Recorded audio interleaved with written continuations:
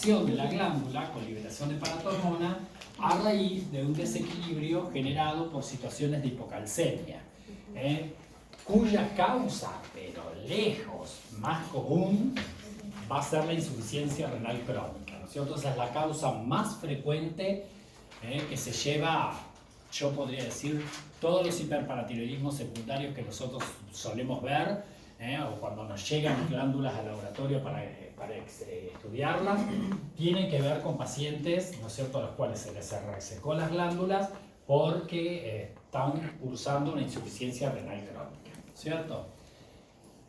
Seguramente son pacientes en diálisis y demás, insuficiencia renal crónica. Eso no quita que no hayan otras causas, un poco menos frecuentes. Dentro de esas causas menos frecuentes, ¿cuáles podríamos citar? El bajo consumo de calcio.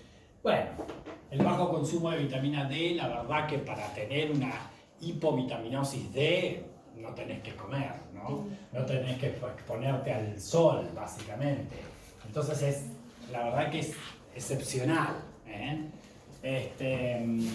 Por otro lado, sí puede haber trastornos vinculados a síndromes de malabsorción, malabsorción de calcio.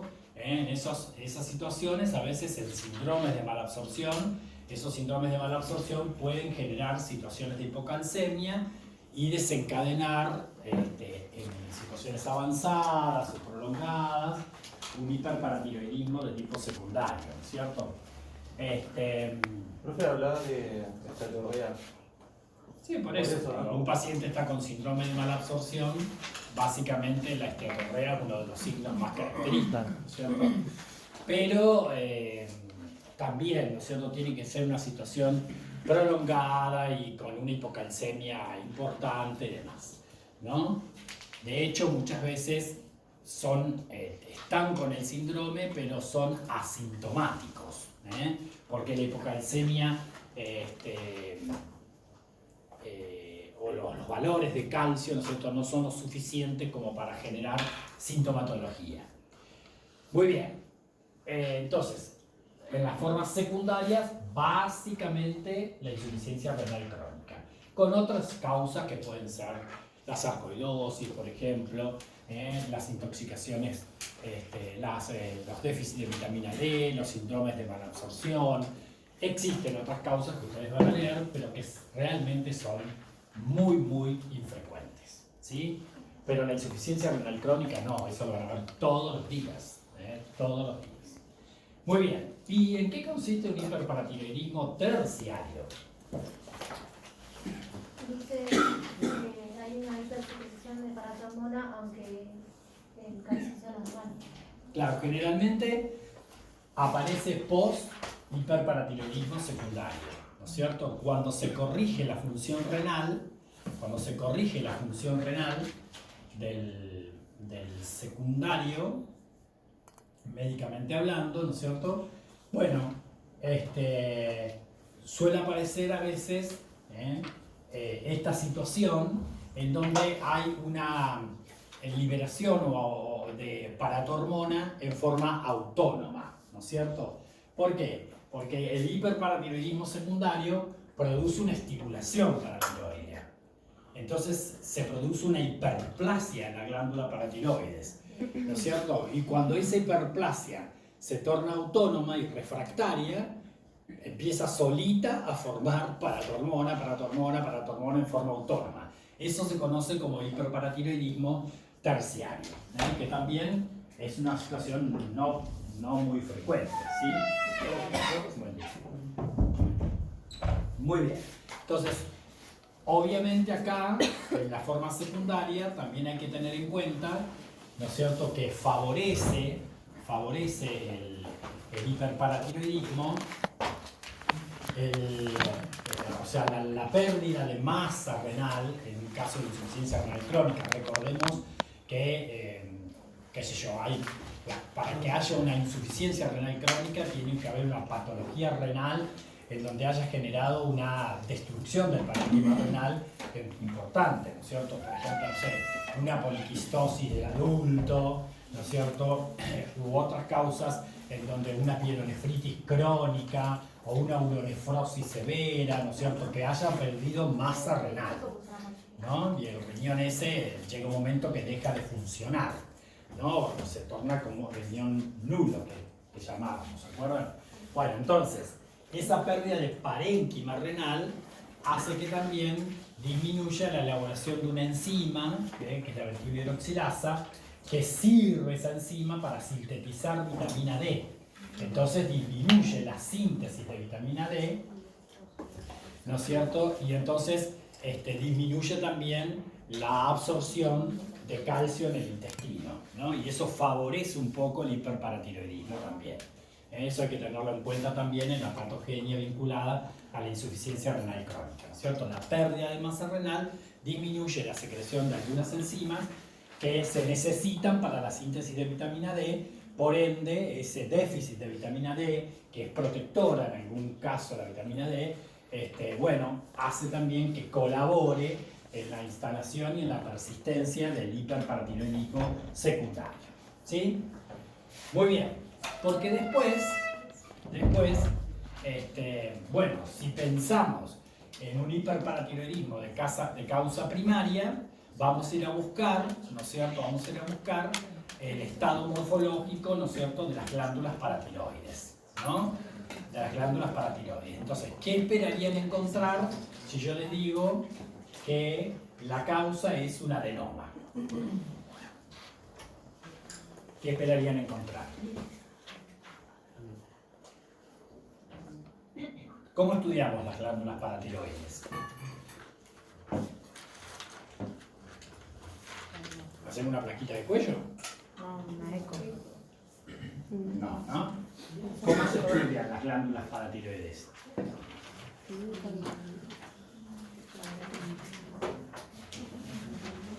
Se las escanea en forma topográfica, ¿no es cierto? Se hace un escáner, VIVE se llama, se hace un escáner, entonces visualizamos el parénquima de las glándulas, ¿no es cierto? Generalmente por ahí se inyecta paratormona para que poder observarlas y se hace un escáner TC. Entonces, si yo digo, mira, lo que tiene el paciente es un adenoma, ¿qué quiere decir? ¿Qué estoy viendo yo en ese escaneo de las glándulas tomográfico? Tamaño aumentado de la glándula. ¿De qué glándula? La paratormona. ¿De cuántas? Algunas pueden ser, no todas. Claro, ¿cierto? Entonces, si ustedes tienen las glándulas paratiroideas, ¿no es cierto?, que son el número 4, pensad que las glándulas paratiroides miden miligramos normalmente, ¿no es cierto? Miligramos, son el cuco del cirujano de cabeza y cuello. El cirujano cuando entra al cuello, especialmente para operar las tiroides, que es una intervención quirúrgica muy frecuente de todos los días, antes de hacer algo tiene que ubicar a las paratiroides, porque si no, cuando le reseque un lóbulo de la tiroides o toda la tiroides, se va a llevar por delante y le va a sacar las paratiroides, ¿sí? Entonces es muy importante que nosotros sepamos buscar a las paratiroides, ¿no es cierto?, y ubicarlas. Y como si eso fuese poco, muchas veces las paratiroides están dentro de la tiroides, ¿no es cierto? Por un defecto embriológico, se desarrollan por debajo de la cápsula de la tiroides, eso son intratiroideas. Eso ahí es un lío, porque seguro que cuando sacan el lóbulo, sacan la paratiroides también, ¿no es cierto? O están en lugares ectópicos, ¿no es cierto? En lugares que no serían los comunes. Entonces hay que tener mucho cuidado con la paratiroide, ¿no es cierto? Buscar con detenimiento las paratiroides, ubicar a las paratiroides antes de hacer algo. Entonces, si yo estuviese viendo en principio el agrandamiento de una sola glándula, entonces eso generalmente es lo que me indica a mí la posibilidad de que el paciente tiene un adenoma de paratiroides. Porque los adenomas de paratiroides son solitarios y ocupan una glándula paratiroidea. Generalmente es una glándula superior, puede ser una glándula inferior, pero es el agrandamiento de una sola glándula. Y cuando yo veo entonces el no aumento de tamaño de las otras tres, eso me corrobora a mí para pensar en que estoy observando casi seguro un adenoma. Un agrandamiento uniforme de bordes netos, una proliferación generalmente redondeada, a lo sumo levemente ovoidea. Eso es importante, sin rasgos de infiltración ni nada, ¿no es cierto? Y las otras glandulitas están tranqui, o inclusive a veces hasta disminuidas. Porque si yo estuviese viendo una hiperplasia paratiroidea, más allá de que sea una hiperplasia de células principales, oxifílicas, ¿no es cierto? Si yo estuviera viendo un proceso hiperplásico, ahí voy a ver que hay, lo esperable sería un agrandamiento de todas las glándulas paratiroides, ¿sí? Eso es lo esperable. Ojo que a veces se dan situaciones que el paciente histológicamente tiene hiperplasia, pero no se generó estrictamente un agrandamiento manifiesto, grosero, visible de las glándulas. Eso puede ocurrir. O puede ocurrir que si bien aumentan las cuatro, hay una que aumenta mucho, entonces uno se confunde porque hay una muy gorda, muy aumentada de tamaño, y las otras parecen más grandecitas, pero me puedo confundir porque si no están parecidas en cuanto al tamaño, ¿no es cierto? Puedo confundirme con que tiene un adenoma. Eso también puede pasar.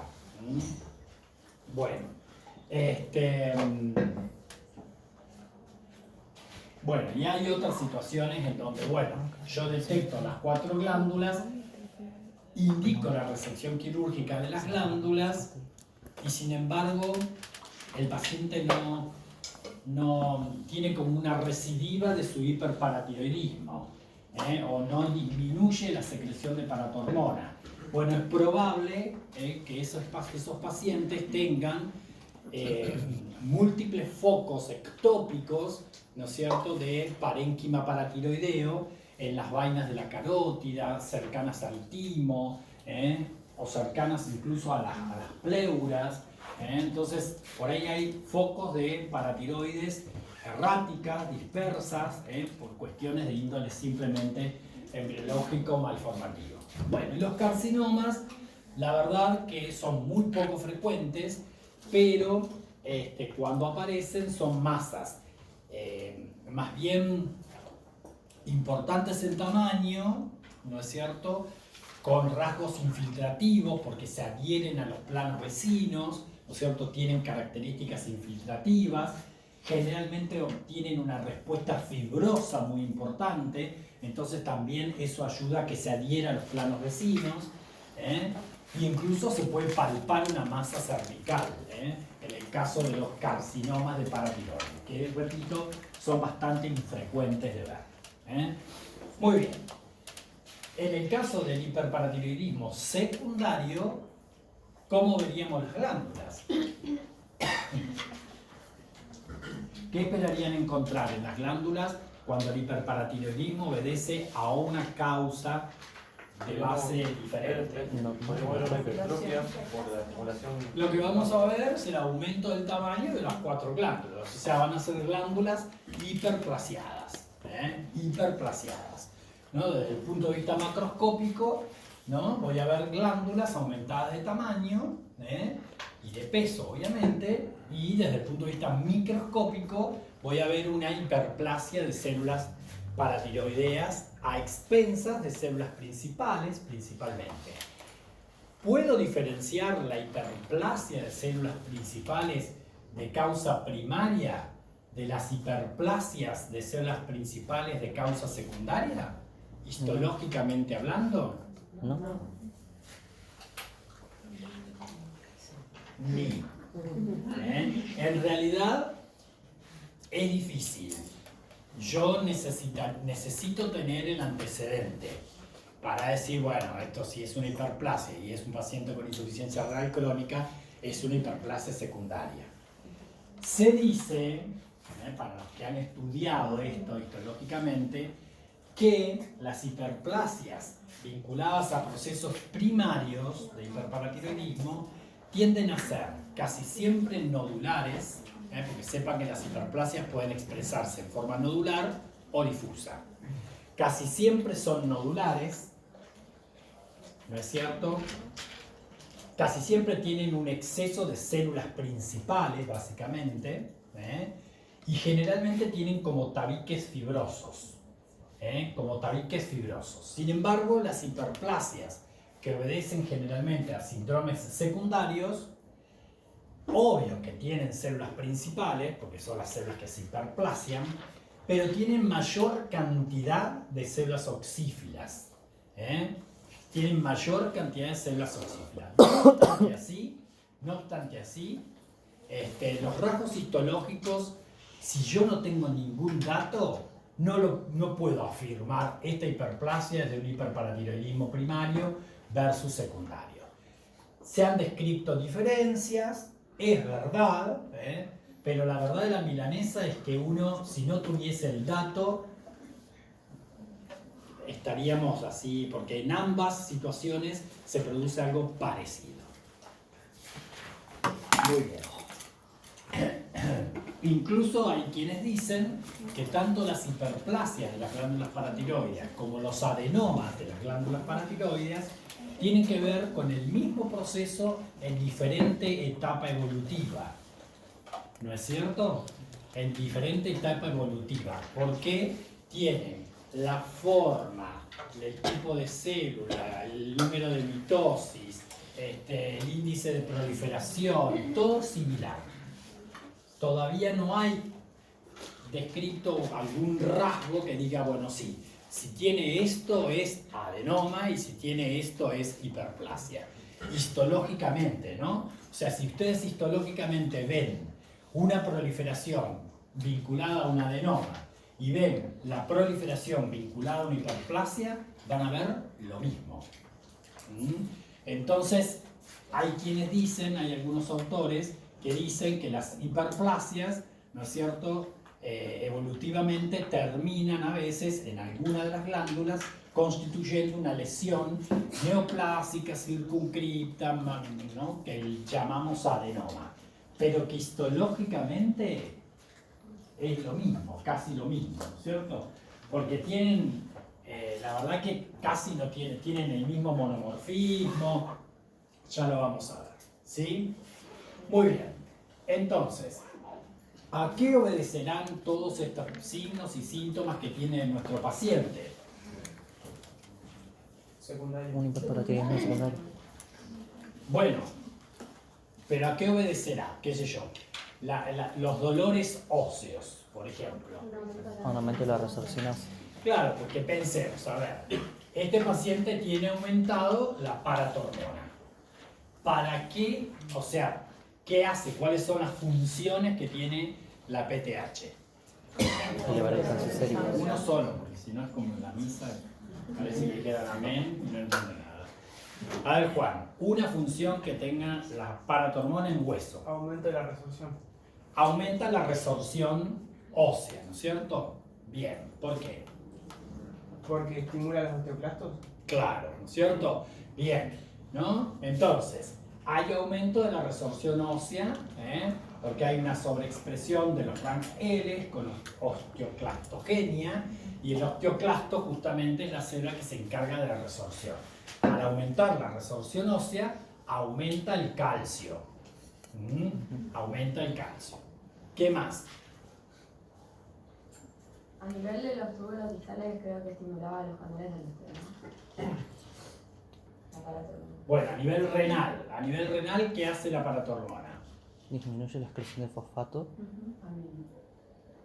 Creo que aumentaba. Sí, tiene que ver con fosfato, protón. Estimula la forma activa de la vitamina D. Bien, una función tiene que ver con el fósforo, ¿no es cierto? Y además, y en el intestino, No, la absorción de calcio. La absorción de calcio. Bien. Y además hay una mayor conversión del hidrocolecalciferol, de vitamina D, ¿no es cierto? Bien. Entonces, basándonos en las funciones de la paratormona, nosotros podemos explicar qué le pasa a nuestros pacientes, ¿cierto? Esos dolores óseos vinculados a la rarefacción ósea, piensen que el calcio tiene que ver con la contracción muscular, entonces también se altera los músculos, ¿no es cierto? También hace que el paciente empiece a estar constipado, hay alteraciones también de la absorción, el aumento del calcio justamente trae aparejado la formación de cálculos, de fosfato de calcio, de carbonato de calcio, con la predisposición a hacer cálculos, ¿no es cierto? Y hay un depósito también de calcio, de tipo, una calcificación de tipo metastásico. ¿Se acuerdan que la calcificación podía ser distrófica o metastásica? Hay un aumento de la calcificación metastásica en distintos, por ejemplo, la mucosa bronquial, la mucosa gástrica, pero también en los vasos. Y ese depósito en los vasos es lo que se llama calcifilaxia, ¿no es cierto? Y la calcifilaxia obstruye los vasos, generalmente de la dermis profunda o hipodermis, ¿no es cierto? Y esa obstrucción vascular hace que entren en isquemia y se producen úlceras, en este caso cutáneas. Bueno, o sea que todos nuestros signos y síntomas tienen que ver con este trastorno del metabolismo del calcio, vinculada básicamente a la insuficiencia renal crónica que generó como consecuencia un hiperparatiroidismo, pero en este caso secundario. ¿Sí? Profe, el estreñimiento era por disminuir la contracción, por eso era, ¿se dijo? Por el calcio. La disminución de la reabsorción de calcio aumenta el calcio y la materia fecal se endurece. Se endurece. Bien. Bueno, entonces, esto simplemente para ir visualizando todo lo que nuestro paciente tenía. ¿Cierto? Ecográficamente podemos ver la nefrolitiasis a nivel de riñón, ahí vemos que tiene múltiples cálculos, por ejemplo en un riñón, que, bueno, ahí lo vemos macroscópicamente y vemos más o menos el tamaño de los calculitos. Recordarán que los cálculos del riñón era importante tener en cuenta el tamaño y su constitución bioquímica. Siempre mandábamos a estudiar los cálculos del riñón, ¿no es cierto?, a través de pruebas cristalográficas para ver su constitución. Bueno, y así veríamos dentro de los túbulos concreciones calcificadas en la nefrolitiasis. A nivel intratubular vemos concreciones calcificadas, ¿no es cierto?, restos de material vinculados a litos a nivel intratubular. Porque después, fíjense por imágenes, como vemos ahí, en forma bilateral, también calcificaciones muy groseras a nivel del riñón, ¿no? Pero estos no son cálculos. Esto es calcificación, bueno, lo que se conoce como nefrocalcinosis. ¿Qué sería la nefrocalcinosis? Calcificación doble. En el intersticio. Básicamente a nivel del intersticio renal, ¿no es cierto? Calcificación a nivel del intersticio renal, ¿no? Y ahí lo vemos histológicamente. Ven que el calcio está entre los túbulos, no dentro de los túbulos, ¿cierto? Calcificación en el intersticio renal. Bueno, y acá vemos las úlceras que presenta este paciente, ¿no es cierto? Cuando ustedes ven estas úlceras, que a veces son comunes en las piernas, pueden aparecer en los brazos también o antebrazos, pero son más comunes en las piernas, tienen estas características. Ven que son úlceras con un borde anfractuoso, algo sucias, o sea, porque es por isquemia, ¿no? Con un halo eritematoso, irregulares, pueden ser grandes, estas ulceraciones y tórpidas que no se curan fácilmente, tienen una evolución bastante tórpida. Y lo que pasa es que acá, ¿no es cierto?, si uno quisiera estudiar esta úlcera para ver si uno puede establecer la causa de la ulceración, ¿no es cierto? Bueno, ¿dónde haríamos una biopsia?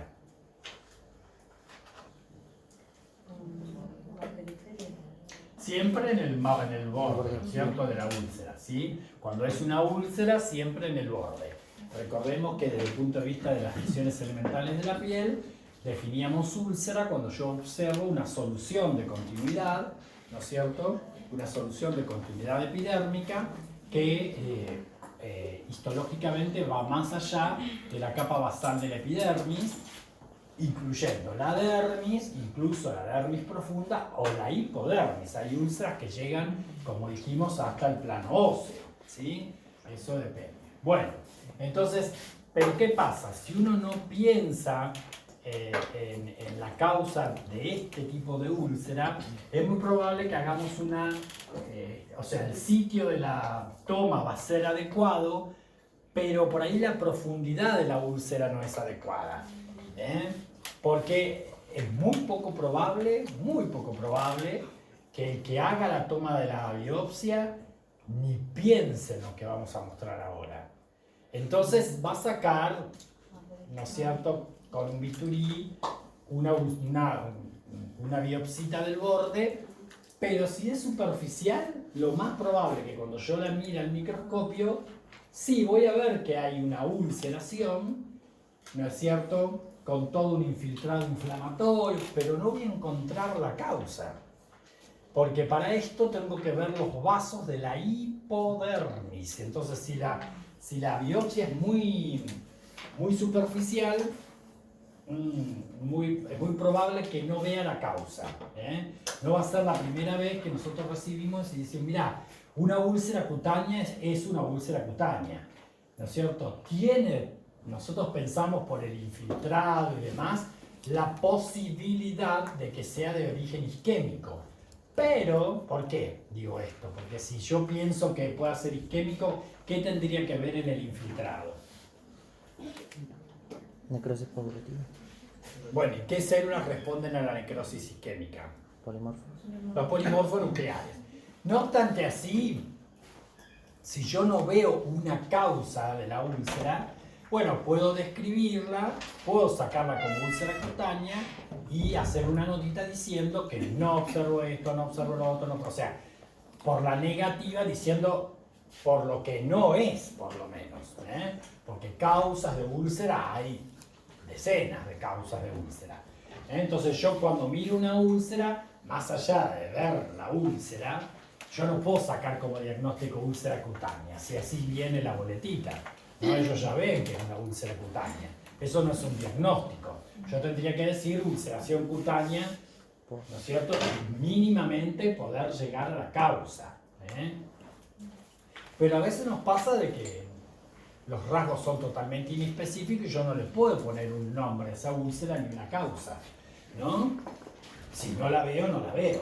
Porque si a mí me dicen, ya, te saqué una biopsia de una úlcera de una paciente en la pierna que es diabética. Bueno, yo ya tengo ese dato. Entonces, ¿qué buscarían en ese estroma de la úlcera, teniendo el dato de diabetes? Lo mismo. Que sea por isquemia. Bueno, o sea, el móvil va a ser la isquemia. Pero en este caso, la obstrucción de los vasos, ¿no es cierto? Entonces yo voy a ver qué pasa en los vasitos. ¿Y qué va a pasar en los vasitos si la causa fue la diabetes? O sea, si está estrechamente vinculada a un fenómeno isquémico por la diabetes, ¿qué esperaría encontrar en los vasitos sanguíneos ahí? ¿Qué está?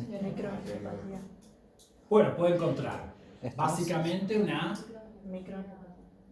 arteriolosclerosis hialina, por ejemplo, arteriolosclerosis hialina, podría encontrar, bueno, un infiltrado polimorfo nuclear seguramente, ¿no es cierto? Y puedo encontrar también la neuropatía en los filetitos nerviosos, la neuropatía diabética. Entonces yo voy a buscar signos, pero a veces yo no encuentro ninguno. Entonces si no encuentro ningún signo que me explique el porqué de la úlcera, no puedo decirlo, ¿no? Y en este caso, para yo decir esta úlcera es por esto, tengo que ver lo que les voy a mostrar a continuación. Continuará. Esto. Fíjense que estamos situados en la grasa, en el celular subcutáneo, ¿sí? Y esto es un vaso bastante importante, a veces venoso, a veces arteriolar o arterial, ¿no es cierto? Pero, ¿qué vemos? Vemos un depósito de calcio, ¿eh? Es lo que se llama calcificación metastásica, por depósito de calcio, ¿cómo se dice? Calcificación metastásica, que es lo que se llama calcifilaxia, ¿no es cierto? La calcifilaxia tiende a obstruir los vasos, y si los obstruye se genera un fenómeno isquémico, y eso, pero eso lo busco en la grasa, ¿eh? En ese caso en una vénula, ven que al lado hay arteriolas. ¿Qué tiene como microcalcificaciones también ahí? No, ahí O las sea, calcificaciones todos esos puntitos. está en la pared. Ah, acá decís vos, Ajá. no, estos son Los eritrocitos. leucocitos que están Ah. dentro del vaso, ¿no? Con un poquito de plasma. Bueno, es importante en estos casos también buscar, ¿no es cierto?, con respecto a lo óseo que decíamos, si bien se expresa con dolor, ¿no es cierto?, y con alta probabilidad de que se generen fracturas, que también producen mucho dolor, ¿no? Siempre cuando nosotros sospechamos que los signos tienen que ver con un hiperparatiroidismo, más allá de que sea secundario, porque esto también ocurre en el hiperparatiroidismo primario. Todo lo que estamos viendo lo podemos ver en un hiperparatiroidismo primario o en un hiperparatiroidismo secundario, todo lo que estamos viendo. A veces hay cosas que se ven más en uno que en otro, pero en realidad, en cualquier situación de hiperparatiroidismo, la clínica es parecida, siempre y cuando sea sintomática. Sintomática, ¿no es cierto? Y sintomática quiere decir que para que sea sintomático, o sea, el paciente esté cursando con el síndrome, ¿no es cierto?, pero se exprese clínicamente, tengo que tener valores básicamente de calcios muy elevados. Ahora no recuerdo bien la cifra, pero son valores que están por encima de 13,5 más o menos, valores muy elevados. Sepan que el calcio normalmente está entre 7 y 8. Entonces, valores de por encima del 13, porque por ejemplo, valores de 11, 11,5 miligramos por ciento, es un hiperparatiroidismo también, pero son valores de calcio en donde todavía no se expresa clínicamente. Entonces es un hiperparatiroidismo asintomático, que es lo más común. Lo más común es que sea asintomático. Entonces, para el diagnóstico yo de esto, ¿no es cierto? Para el diagnóstico yo tengo que evaluar básicamente el calcio sérico, ¿no es cierto? El fósforo en orina, el calcio en orina, o sea, una hipercalciuria también. Generalmente son valores por encima de 250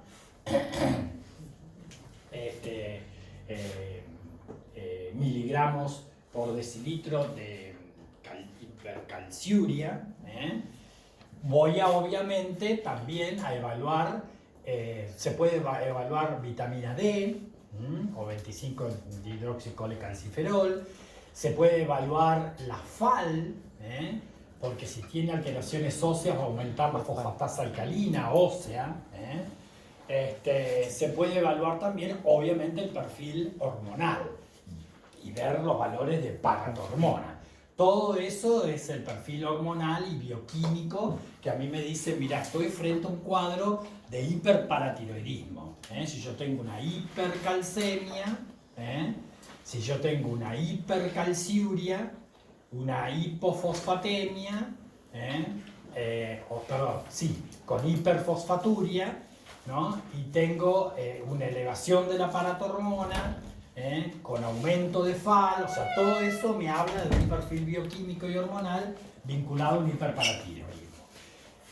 Pero puede ser que todavía los valores no hagan que se exprese clínicamente. Entonces los hay asintomáticos o sintomáticos. Cuando es sintomático se expresa clínicamente porque los valores están muy elevados, muy modificados y empiezan a aparecer estas cosas. Teniendo en cuenta en los órganos blancos, ¿no es cierto?, que afecta básicamente el aumento de la secreción de paratormonas, que son fundamentalmente hueso y riñón. Casi todo pasa por hueso y riñón. Entonces no puedo dejar de evaluar hueso y riñón en un síndrome de estos, ¿no? Vimos entonces, estudiamos los riñones, vimos que tiene cálculos, vimos que tiene depósitos en el intersticio, ahora estamos evaluando el hueso, ¿eh? Y para el hueso casi siempre se pide una placa simple de mano, que es el lugar más común, puede ser de la muñeca, la podemos evaluar también por la nefrocalcinosis del ligamento triangular de la muñeca, hay pacientes que hacen nefrocalcinosis del ligamento triangular de la muñeca, entonces podemos ver eso, pero casi siempre como mínimo una plaquita simple de mano, para buscar esas lesiones características que hace, que generalmente aparecen en los laterales de las falanges medias, ¿no es cierto? Esas áreas de resorción o a veces de quistificación, ¿no es cierto? Vinculadas a lo que se conoce, porque histológicamente ahora lo vamos a ver, ¿no?, como osteitis fibroso-quística, osteitis fibroso-quística. Entonces, siempre plaquita de mano, generalmente en los huesos largos, especialmente en las falanges distales de las manos. Y del lado básicamente radial, piensen que esa mano está así, siempre del lado radial están casi siempre las lesiones. Bueno, con el tiempo pueden aparecer a nivel, en este caso, de los, ¿cómo se dice?, metacarpianos, estas lesiones que son menos densas, parecen quísticas, pero en realidad no lo son, que es lo que nosotros conocemos como tumores pardos. Ahora vamos a ver cómo están constituidos esos tumores pardos, que no es más que un proceso reactivo a nivel del hueso, ¿sí? Así se vería macroscópicamente un huesito de esos con un tumor pardo, que es una lesión así difusa, rojiza, algo friable. Bueno, y así se ve histológicamente, con hematoxilina eosina. Los tumores pardos están constituidos básicamente por fibrosis de base, ¿no es cierto?, con hallazgo de una gran cantidad de osteoclastos, que son los que justamente producen la resorción, como dijimos antes, y generalmente se despierta una reacción gigantocelular reactiva también de células gigantes. Entonces, fibrosis más células gigantes multinucleadas de tipo osteoclástica o de tipo cuerpo extraño, más osteoclastos propiamente dicho, constituyen esos llamados tumores pardos, que no es más que un proceso reactivo, ¿sí? Entonces, al hacerse esa resorción y esa respuesta reactiva fibroso gigantocelular, ¿no es cierto?, luego se va formando matriz ósea, y va apareciendo hueso nuevo, de tipo regenerativo, hueso nuevo. Generalmente esos tumorcitos se circundan por la formación de hueso que va reemplazando a lo lesionado, ¿no es cierto? Hueso nuevo.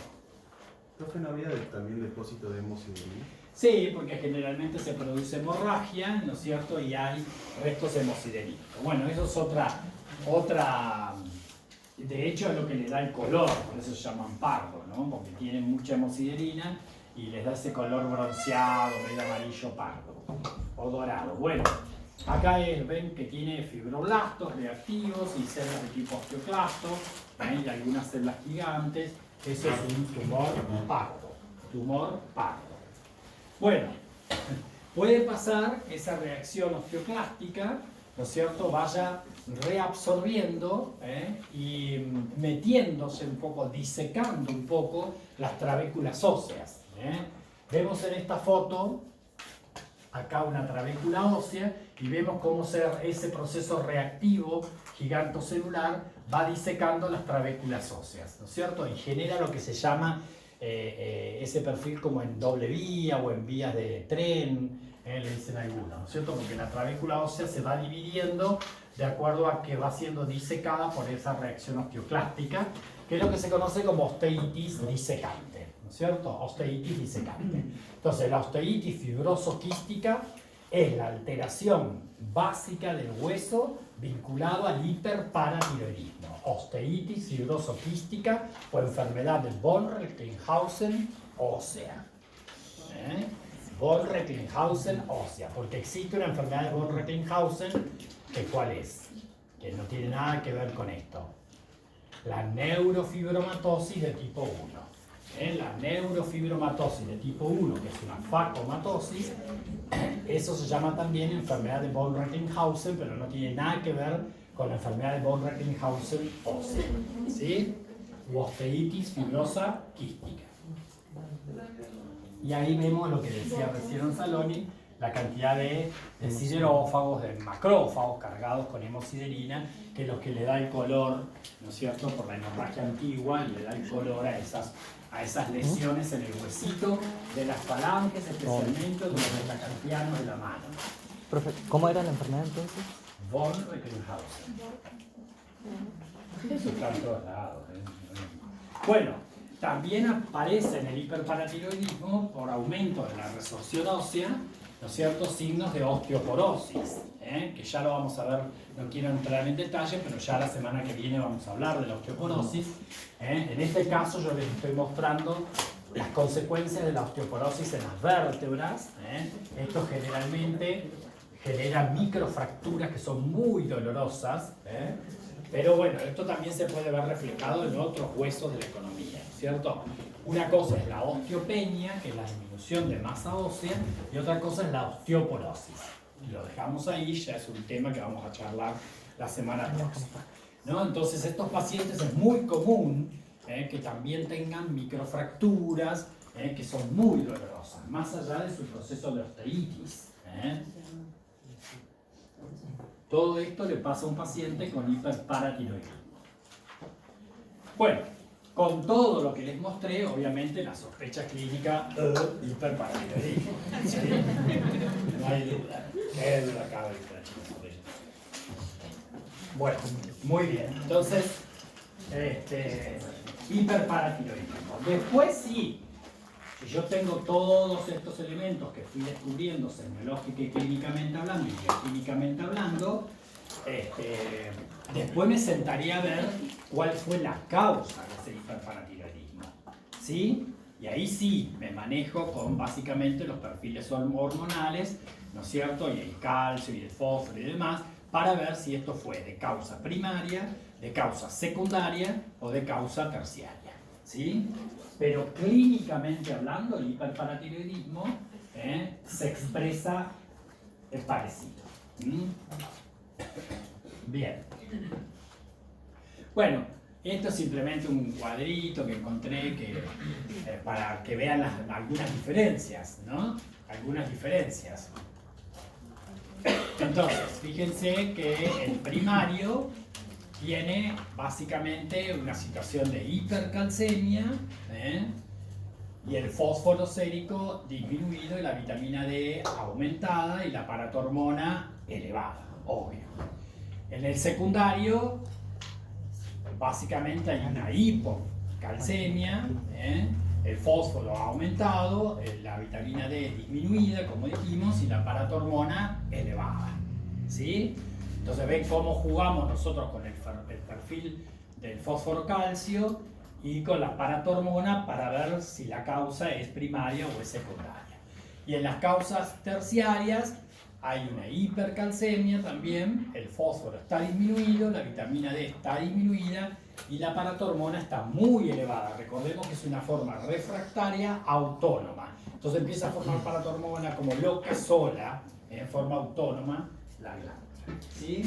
Entonces, con el perfil fosforocálcico, bioquímico y con el perfil hormonal, nosotros podemos determinar ¿no es cierto?, más los antecedentes, podemos determinar si la causa es primaria, secundaria o terciaria. Para ver después qué hacemos con nuestros pacientes, porque si es un hiperparatiroidismo primario, tenemos que ir a ver qué pasa en las glándulas. Porque una cosa es que sean hiperplasias, otra cosa es que sea adenoma y otra cosa es que tenga un carcinoma. El manejo del paciente o el tratamiento va a ser distinto. Supongamos que el paciente tiene un adenoma. ¿Qué hacemos? O sea, vemos que el hiperparatiroidismo nos da la pauta de que puede ser primario. Entonces estudiamos las paratiroides, como dijimos antes, con esos escáneres TC, y vemos que tiene una glándula así. ¿No? Entonces, bueno, esto es un adenoma. ¿Qué hacemos con ese paciente? ¿Se le saca esa glándula? Le tenemos que resecar, ¿no es cierto?, la glándula afectada. Entonces se hace la resección local del adenoma.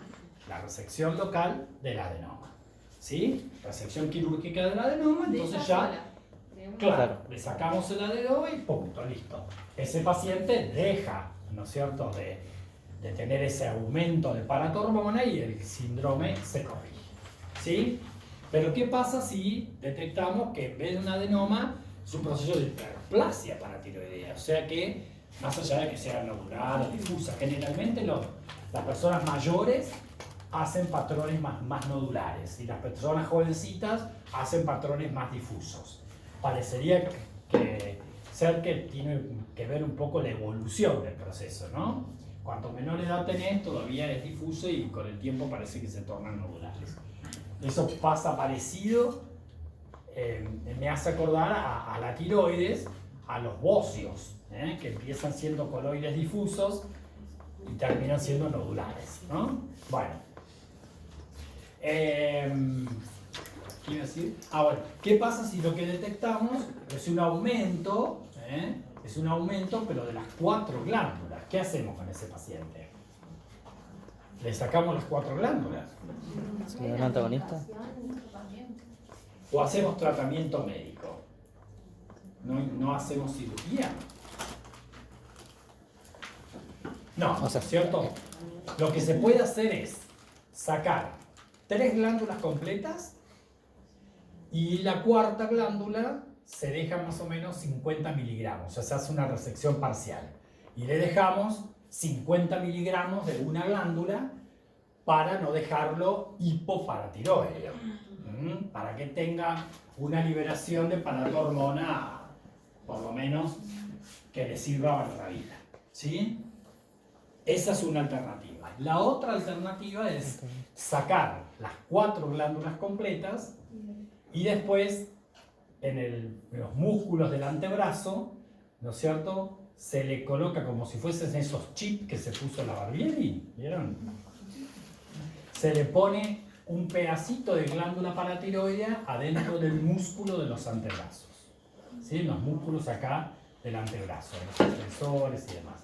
Ahí se incorpora, eso empieza a proliferar y si uno lo mirase, parece un cáncer a ese nivel, porque el tejido empieza a proliferar e infiltra el músculo, ¿no es cierto? Y parece que fuera como una neoplasia maligna que se está comprometiendo, pero no pasa nada, ¿no es cierto? Entonces le dejamos un pedacito de glándula a nivel intramuscular en el antebrazo. Esa es una alternativa, ¿sí?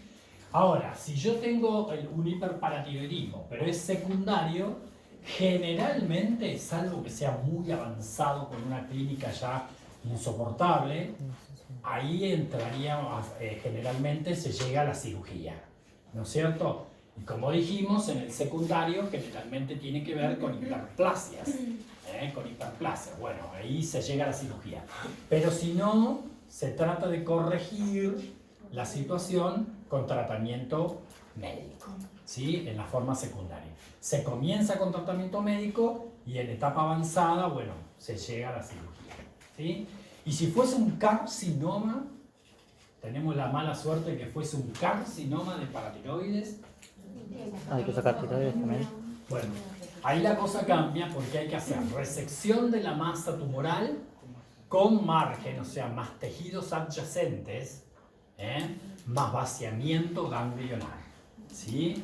ya la intervención quirúrgica es mucho más importante. Y si, como si eso fuese poco, se debe sacar la hemitiroides del lado afectado.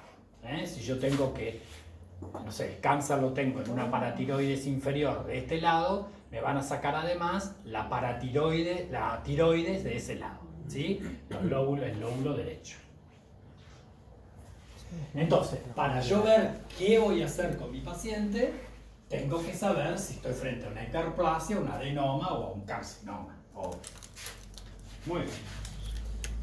Profe, las personas que le sacan todas las paratiroides, ¿pueden vivir bien con tratamiento o...? Claro, pero tenés que darle después hormona paratiroidea, ¿no es cierto? Entonces por eso se le deja un remanente de una glándula que se dice 30 a 50 miligramos. Piensen que las glándulas paratiroides pesan, creo que son 131 miligramos en la mujer y 117 en el varón, ¿no? El varón tiene las glándulas más chiquitas que la mujer encima. Son miligramos, son lentejitas, son como una lenteja del tamaño de la paratiroides normal.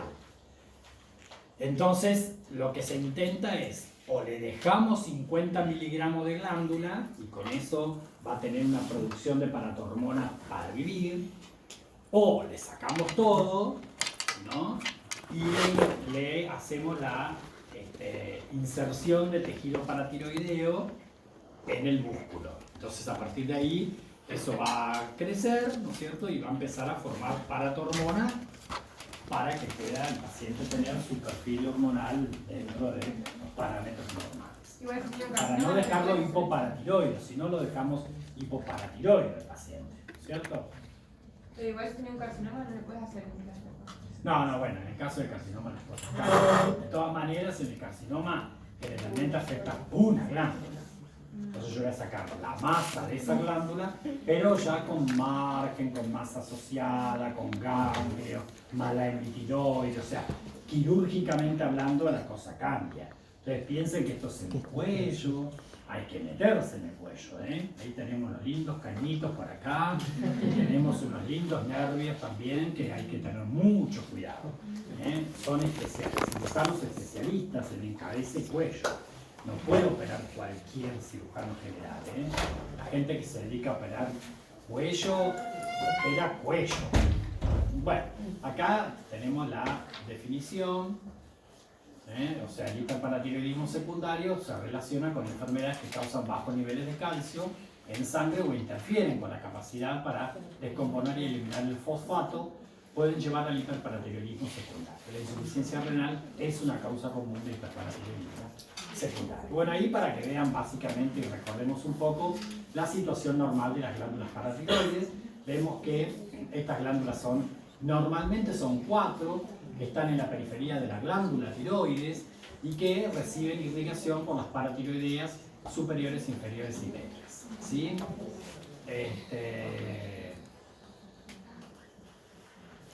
Bueno. Esto para que vean un corte histológico de lo que decíamos antes, ven una glándula paratiroides dentro de la tiroides, ¿sí? Esto es un problema porque cuando le sacan la tiroides se llevan por delante una paratiroides o dos a veces, Paratiroides intratiroidea es un hallazgo no poco frecuente, ¿sí?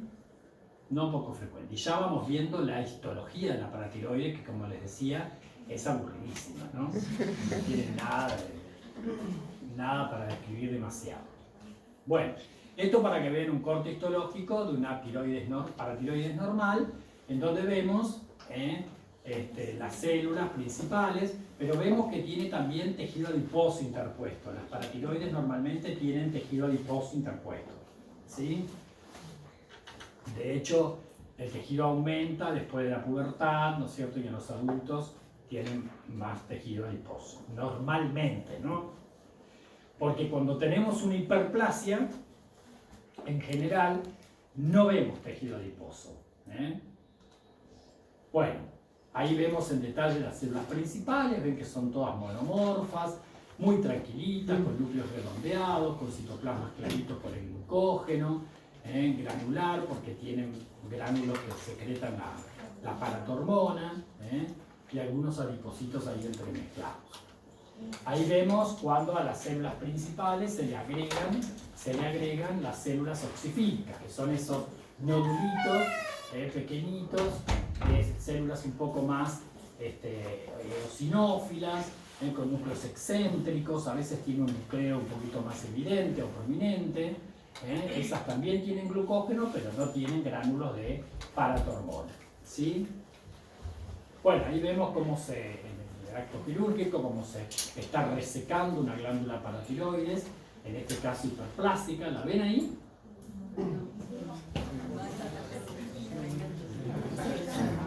Esta es la glándula paratiroides distal sacral, ¿sí? Esta es la glándula. O sea que primero hay que ubicarla. Muchas veces los cirujanos lo que hacen es inyección con azúcar de metileno, ¿no? Inyectan algún colorante y después cuando abren, un rato antes de la cirugía, ¿no? Inyectan ese colorante y cuando abren, las glandulitas paratiroideas están azules. Entonces es más fácil encontrarlas. Piensen que cuando nosotros abrimos, empieza a aparecer sangre, ¿no es cierto? Y hay que ver una lenteja ahí, Son 4 las lentejas encima. Entonces hay que ubicarlas y ni hablar si tiene más de 4, ¿no? Bueno, en este caso están aumentadas de tamaño, pero el aumento de tamaño también son gramos, no van a ver un coso así, A veces son pequeñitas, a veces son un poco más grandes, pero generalmente pequeñas. Bueno, ahí lo que les decía, ven, acá resecaron las 4 glándulas, pero ven que tenemos 3 glándulas más o menos parecidas y después le resecaron un pedacito de una glándula, que yo les decía, le dejan más o menos 50 miligramos de una de las glándulas, ¿sí? Y bueno, y ahí me mandan a mí después un frasquito y me dicen glándula superior derecha, glándula inferior derecha, así, ¿no? Para que yo estudie glándula por glándula. Bueno, acá vemos un corte de una hiperplasia de paratiroides. Ven que casi no queda, ¿cómo se dice? Grasa. Está aumentado el número básicamente a expensas de células principales, pero ven que las células principales son iguales que las que vimos en los cortes de normal. Y acá tenemos un nodulito de células más oscuritas, más rosadas, que son oxifílicas. Generalmente dijimos que las hiperplasias por hiperparatiroidismo secundario generalmente tienen más nodulitos oxifílicos. Más nodulitos oxifílicos. Acá tenemos otro para que vean un poco más en detalle las células monomorfas de núcleos redondeados, citoplasmas claros, etc. Las water clear, las hiperplasias, las células claras, tienen algunas diferencias, ¿no es cierto? Las glándulas son mucho más grandes. Cuando la hiperplasia de esas células claras son bien grandes. Las células son claras porque aumenta el número de vacuolas que se generan en el Golgi, entonces se tornan como más grandes. Y son como marrón achocolatadas, porque generalmente tienen hemorragia, la hiperplasia de células claras. Y a diferencia de las hiperplasias a células principales, ¿no es cierto?, no tienen segregación familiar y no las encontramos nunca en los síndromes endocrinos múltiples. Recordemos que en el NEM1, básicamente, hay un hiperparatiroidismo con hiperplasia paratiroidea, pero esa hiperplasia nunca es a células claras, o sea, no se relaciona con los síndromes de endocrinos múltiples, no tiene segregación familiar, las glándulas pueden ser muy grandes y generalmente de aspecto achocolatado, con vacuolas que se generan en el Golgi. Sí, o sea, tienen algunas diferencias las hiperplasias de células claras. Bueno, esto es lo mismo, ¿no es cierto? Bueno, lo que explicábamos antes, que de un secundario se puede producir un terciario por autonomía de las glándulas, cuando se corrige un poco la situación renal del paciente, ya sea por diálisis o por trasplante. Bueno, vamos con el otro casito.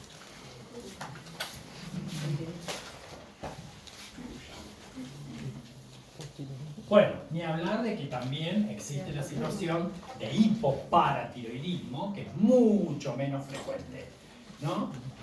Para nombrarlo normalmente, en el hipoparatiroidismo hay una disminución de la formación, obviamente, de paratormona. Por lo tanto, ¿cómo está el calcio? Disminuido, ¿cierto? Disminuido. Y la disminución del calcio se expresa con una irritabilidad neuromuscular que se llama tetania, ¿sí? ¿Y cómo podemos manifestar la tetania? Bueno, puede ser como un hormigueo periorífico oral, un hormigueo, hasta un espasmo carpopedal, el paciente hace esto, espasmo carpopedal, o espasmo laringotraqueal. Muy bien, hasta incluso puede tener convulsiones, ¿no es cierto? Convulsiones. Las causas, bueno, para poner de manifiesto muchas veces esta situación de tetania, nosotros la podemos buscar semiológicamente con el signo de Bovstek o el signo de Trousseau.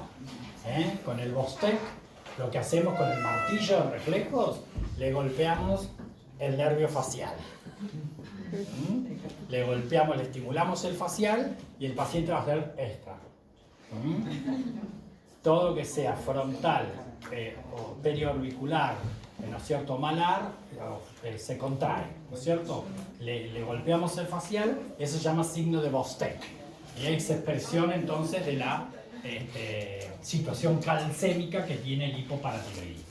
Y el Trousseau le ponemos el manguito de la presión, insuflamos, ¿no? Y le desencadenamos el espasmo carpopedal. Eso se llama signo de Trousseau. ¿Sí? Trousseau y Bovstek. Por supuesto que puede tener alteraciones